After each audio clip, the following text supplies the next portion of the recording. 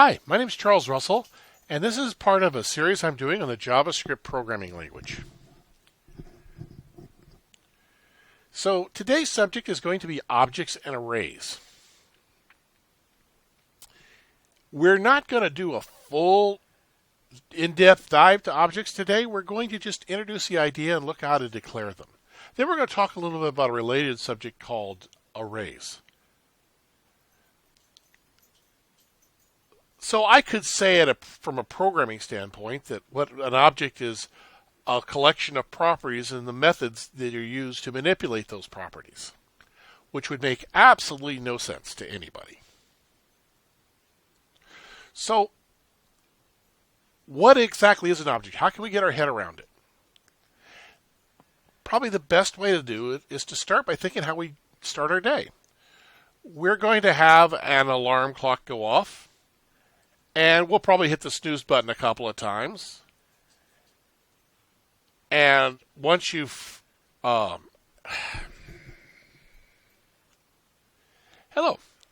My name is Charles Russell, and I'm doing a little series here on the JavaScript programming language. Today's subject we're going to talk about is objects. And we're also going to discuss a little bit about something called arrays, which is a closely related subject. Now, we're not going to go into depth on objects today, but we're going to get a little idea what they are and how to declare them and how to use some of the things that are in them. Arrays are a very close related subject, and we'll talk about that relationship as well. And we'll also talk about what an array is. So, when we talk about objects, we could define them from the software engineering standpoint and say something like objects are a collection of properties packaged with the methods to manipulate them. And that means nothing to most of you. So let's start by thinking how we would start our day. When we begin the day, we are going to have an alarm clock go off. And we'll hit the snooze button a few times until we decide, okay, we absolutely have to get out of bed. And when we do that, we'll go to the kitchen, get our coffee, maybe throw a couple slices in the toaster, get in a car, drive to work, get in your elevator, go whatever floor you're on, and start working your day.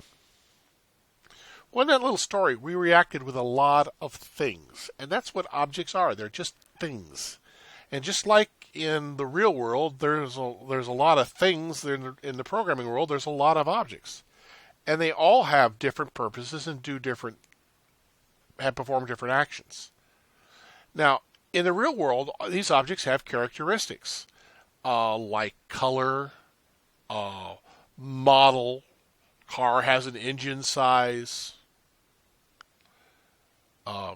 All of these characteristics are called properties in the world of software engineering.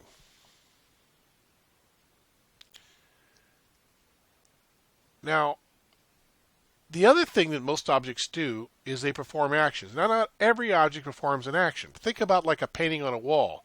It has properties, but it doesn't do much of anything. Well, but most of the objects we have in the real world do something, and the same thing with objects in programming. What would, like in your toaster, you're going to have like a little dark thing to make it lighter and darker. Your alarm clock has your snooze button. Your car can go forwards and backwards and left and right and faster and slower. These actions are called methods in software. So we can create an object. And in this case, we just did it like this. This is called an object literal. And notice that you have my object and a curly brace. Now this object, although it does have some methods and some properties and methods to it, there's none declared here. There's just the inherent thing that comes with any object in JavaScript. So basically this object isn't worth much to us as it is. So if we're going to expand an object literal, we need to tell it what its properties and methods are. And we do this in name value pairs. Think about your properties as being variables and your methods are functions, right? And so what we do is we give inside our curly brace, we give the name of whatever variable we're going to have. Then we're going to have a value. In this case, I'm setting it to null. And I've set all these to basically a zero thing or an empty string. This would actually have the effect of actually typing the variable before we use it. Then we could have a method. In this case, I have a method called method 1. Then I'm setting its value to a function. And then again, just like I declared a function before, it's the same kind of thing. Now I want you to notice that every name value pair is comma separated in an object literal. See, there's your name, colon, value, comma. So how do I get to it? By doing something like this.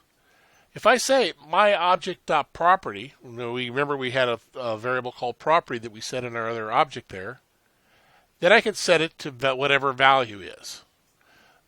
I could also say value equals my object.property. So I could take whatever's in my object.property and put in values. In other words, I could use it just like any other variable.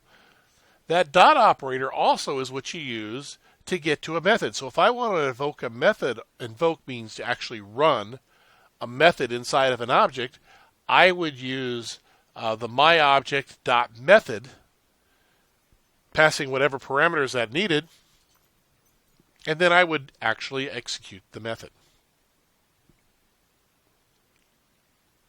So now we know what objects are and kind of how to use them. Let's talk a little bit about arrays.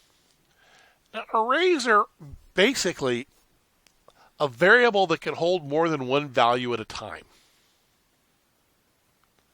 You can think about things like a shopping list, a series of test scores, a seating chart. These are all things that lend themselves well to arrays. Think of an array as a row of numbered drawers, right? The numbers would start at 0. Now you can keep adding more drawers to the end of the row as much as you want to. And if I wanted to name what a particular drawer is, we don't call it a drawer. In JavaScript, we're going to call that an element. Now, JavaScript's a weakly typed language. So that means that we can actually put any kind of data we want to into that. I could have one element that contains an integer, another one contains a string, another one contains an object, or I could even have an element that contains other arrays. Now, you could, just like you have an empty object, you can have an empty array. So when I want to declare array literals, what I use is the square brace here. Square brackets. Now, if I want to actually put values into my array, then I could actually list them. So I could say my array, and then I can have my square bracket, value 1, comma, value 2. So I can just list all the values that are going to be in there. When I want to add to my array, I could just add to it by going to whatever the reference is. So remember that all values started at 0. So in this case, I'm going to say, all right, I've declared my array, and the very first element I'm going to set to value. And I could do that for like 1 or 2 and just keep adding them on that way. Another way to add onto an array is to say myArray.length. Now remember I said that arrays are 0 based. So the length will tell you how long it is. So the last element of the array is going to be array.length minus 1. So if I set something to myarray.length equals value, basically I'm going out to the one past the very last element and adding a new element to the array.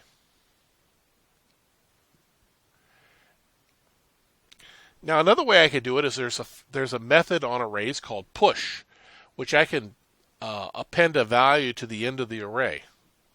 And then it's going to return back the new length of the array. If I want to put something again, there's something called unshift that does the same thing.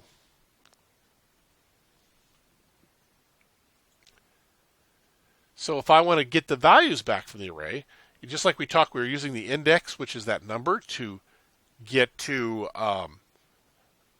find out, to set the value, we can use the same thing to get the value. So in this case, I have a variable called avar, and I'm taking the value of my array at index. And remember, I said that index is a numeric value from 0 to my array.length minus 1. Now, in other languages, you may have some of you are coming from other languages like PHP or C#, or, well, actually, PHP would probably be the one that most commonly used as this. There's something in these languages called an associative array. In an associative array, basically, rather than using a number, you use a name. And a lot of people find it's more intuitive to reference things that way. For instance, I could have something like person array Charles, and I could put in whatever it contains in there would go into part of employee. Now, I can simulate this behavior in JavaScript. If I go to, say, person array Charles, and I say web engineer, or it could be, in this case I'm saying string, it could be another array with like, what is your, where it'd have like your, what type of employee you are, and then salary and address and all that stuff. But I'm just keeping it simple for here, so we'll just use the string for now. You would see that it would look on surface to be really, really, really close to what an associative array is in other languages. However, it isn't. And this is where I kind of disagree with people say that array is a data type. To me, it's a special object. Let's start by making my case. When you use JavaScript with associative arrays, like what we just did before, my array Charles and my array.Charles are going to be exactly the same.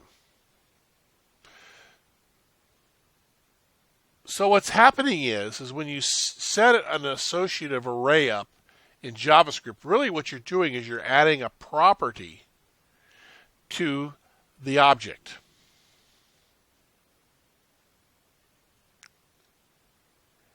Now, when you look at this with something like Firebug, and you look at the array literal, it's showing you what that array value is, you don't see any values or any references to Charles in there at all. If you try to say, we just put a value in it, my array Charles, and we tried to find out what the length is, it's going to return 0, even though we just added an element. If I try to reference what's at that point, I get nothing. It's undefined. So my final case for an array as an object is if you do a type of operator, it returns object. Just to get you a little more confused. If I declare an object and I say 0 inside a quote, so in other words, I'm making a string containing a numeric value, and I put 0 and I do the same for 1 and 2, well, basically if I reference my object with an index, basically it does exactly the same thing as an array. Now, in other languages, arrays are places in memory that are contiguous.